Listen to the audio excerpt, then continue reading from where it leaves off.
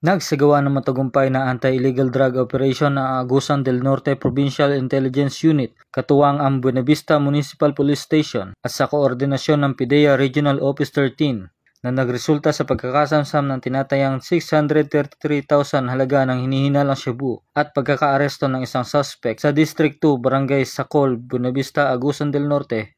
Ayon kay Police Colonel April Mark C. Young, Provincial Director ng Agusan del Norte, PPO, nakilala ang naarestong suspect na si alias Aaron, 25 anyos at residente ng Purok 9, Barangay 18, Obrero, Poblacion, Butuan City at tinukoy bilang isang street-level individual na aktibong sangkot sa kalakaran ng ilegal na droga. Ipinaalam agad sa suspect ang kanyang karapatan sa ilalim ng konstitusyon gamit ang wikang kanyang naiintindihan at kasalukuyang nasa kustodiya na ng Buenavista MPS upang harapin ang kasong paglabag sa Republic Act 9165 o ang Comprehensive Dangerous Drugs Act of 2002.